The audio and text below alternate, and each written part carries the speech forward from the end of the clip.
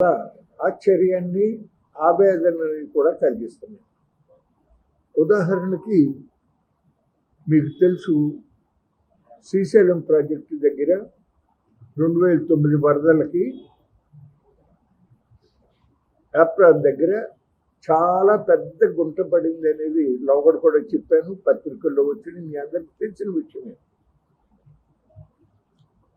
దాదాపు ఒక 4-5 నెలల క్రితమే సెంట్రల్ గవర్నమెంట్ నుంచి సెంట్రల్ వాటర్ కమిషను వాళ్ళు ఇది చాలా ప్రమాద పరిస్థితుల్లో ఉంది, వర్షాకాలం వచ్చే లోపల దాన్ని పోడ్చండి అని చెప్పి హెచ్చరించడం కూడా జరిగింది. అదేమి చెయ్యకపోగా, పోడ్చకపోగా సెంట్రల్ వాటర్ కమిషన్ నుంచి వాళ్ళు ఇంకా ఇదివరకు జరిగిన డ్యామేజీ ఇంకా విస్తరించిందా, డ్యామ్ అడుగు కూడా ఇది విస్తరించుతా ఉందా, పరిస్థితి ఏంటి అనేటటువంటిది అధ్యయనం చేయటానికి కేవలం 50 లక్షల రూపాయలు కేంద్ర ప్రభుత్వానికి చెల్లించమని చెప్పి ఆంధ్రప్రదేశ్ ప్రభుత్వానికి రాస్తే ఇంతవరకు రెస్పాన్స్ లేదు, ఫైనాన్స్ డిపార్ట్మెంట్ నుంచి ఆమోదం లేదు.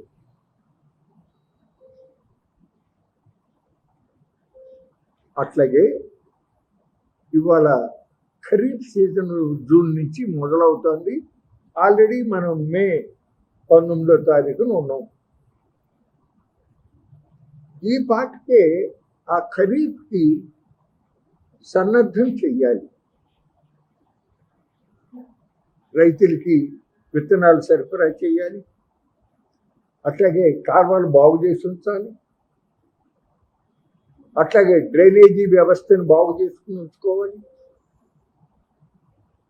ఎందుకంటే అదను పొద్దును అన్నారు, సరైన టైంలో విత్తనాలు వేసుకున్నప్పుడే సరైన ఫలితాలు కూడా వస్తాయి. అటువంటిది ఈ సంవత్సరం ఇంకా విత్తనాలు, వివిధ రకాల పంటలకు కావాల్సిన విత్తనాలు అగ్రికల్చర్ డిపార్ట్మెంట్ సైడ్ నుంచి ఇంకా సిద్ధం చెయ్యలేదు అనేటటువంటి వార్త మనం చూస్తున్నాం. కేవలం 150 కోట్లు.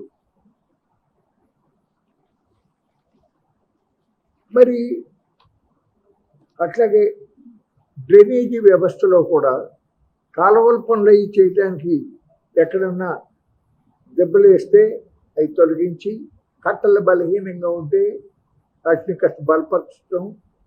అట్లాగే మన జిల్లాలో మనం చూస్తున్నాం, నాగాయలంక, కోడూరు, అవనిగడ్డ, బందర్ దగ్గరలో ఈ డ్రైన్లకి అవుట్ ఫాల్స్ షట్టర్స్ అంటారు. అంటే సముద్రంలో పోటు వచ్చినప్పుడు ఆ నీళ్ళేమో లోపలికి రాకుండా డ్రైనేజీల్లో వచ్చే వాటర్ సముద్రంలోకి వెళ్ళిపోవటానికి ఉండేటటువంటి అవుట్ ఫాల్ షట్టర్స్ ఇవి పాడైపోయినాయి, ఊడిపోయినాయి. దాని మూలన ఉప్పు నీరు కొన్ని వేల ఎకరాల్లోకి వస్తుంది అని మండల బద్దా ప్రసాద్ గారి దగ్గర నుంచి అనేక మంది ప్రజాప్రతినిధులు వీళ్ళందరూ కూడా గొడవ పెడతా ఉన్నారు. పట్టించుకున్న నాదులు లేవు, వాటికి అవి బాగు చేసిన పరిస్థితి జరగలే. అవతల వాటర్ యూజర్ అసోసియేషన్స్కి ఎలక్షన్లు జరిగినాయి, డిస్ట్రిబ్యూటరీ కమిటీలు ఏర్పాటు చేశారు, వాళ్ళకి నిధులు అందజేసి బాబు శుభ్రంగా కాలువతో బాగు చేయించండి, కాస్త మెయింటైన్ చేయించండి, డ్రైనేజీలలో అతుడు గుర్రపు డెక్క అవి తొలగించేటట్టుగా దానికి కాస్త వర్షాలు పడకముందే వేసవి కాలంలో ముందు సరఫరా చేసుంటే కొడితే చచ్చేది. ఇప్పుడు ఇచ్చిన పెద్ద ఉపయోగం ఉండదు వాళ్ళ. అంటే ఇవన్నీ కూడా చూస్తూ ఉంటే ఇది చంద్రబాబు నాయుడు గారు ముఖ్యమంత్రిగా ఉండి వాళ్ళ ఆంధ్రప్రదేశ్ ప్రభుత్వంలో ఈ పరిస్థితులు జరుగుతూ ఉంటే బాధాకరంగా ఉంది. గతంలో ఎప్పుడు ఆయన సీఎంగా ఉన్నప్పుడు ఇట్లా జరిగేది కాదు. సుదీర్ఘకాలం అనుభవం ఉంది, అన్ని నిర్ణయాలలో నేను ఏకీభవించలేకపోయినా ఇటువంటి మినిమం విషయాల్లో ఆయన ఎక్కడ లోటు రాకుండా జాగ్రత్తగా చూసేవాడు. మాకేమనుమానం వస్తుందంటే నాకే కాకుండా ఇంకా చాలామందికి చంద్రబాబు నాయుడు గారు సీఎం అయినా అసలు బటన్ వేరే స్థాయిలో ఉందేమో, ఆ స్థాయిలో ఉన్న వ్యక్తికి వీటి యొక్క అవగాహన లేదేమో, ఏ టైంలో ఏ పనులు చేయించాలి, దానికి డబ్బులు ఎట్లా విడుదల చేయించాలి అనేటటువంటి అవగాహన లేనటువంటి వ్యక్తుల వద్ద ఆ బటన్ నొక్కేటటువంటి అధికారం ఉండటం వలన నేను చెప్పను, అది లేకపోతే జరగదు. చంద్రబాబు నాయుడు ఇంత తెలుగు తక్కువ పనులు చేస్తాడని నేను చెప్పలేను. తర్వాత ఇంకొక విషయం ఏంటంటే, ఇప్పుడు మీకు ఒక కాగితం ఇచ్చాను, అదేంటో తెలుసా అండి? మన ఆంధ్రప్రదేశ్కి పోలవరం జీవనాడి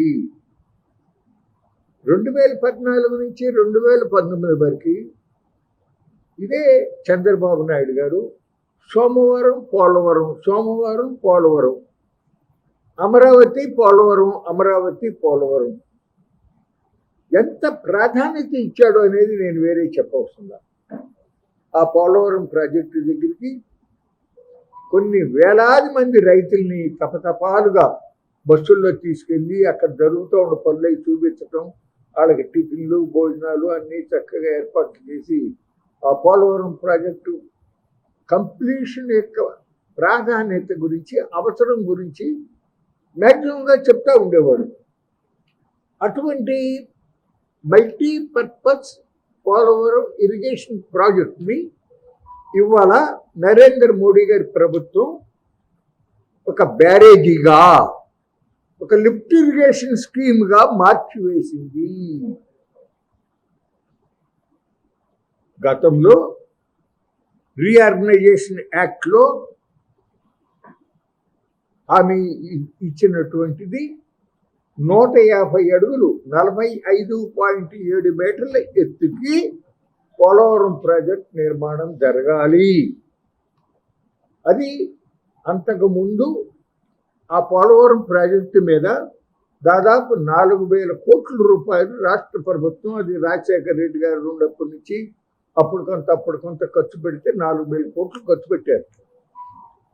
ఇప్పుడు మన్మోహన్ సింగ్ గారి గవర్నమెంట్లో విభజన చేసినప్పుడు ఈ చట్టం తీసుకొచ్చేటప్పుడు పోలవరం ప్రాజెక్టుని జాతీయ ప్రాజెక్టుగా గుర్తించారు.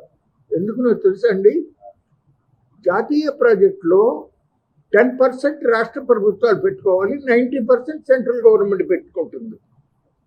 అప్పటికే 4,000 కోట్లు రాష్ట్ర ప్రభుత్వం ఖర్చు చేసి ఉంది కాబట్టి బహుశా ఒక 35-40,000 కోట్లతో మొత్తం ప్రాజెక్ట్ అవుతుంది. కాబట్టి ఆ కండిషన్ దాదాపు ఫుల్ఫిల్ అయిపోయినట్టే అనే ఉద్దేశంతో పోలవరం ప్రాజెక్ట్ని జాతీయ ప్రాజెక్ట్ అంది.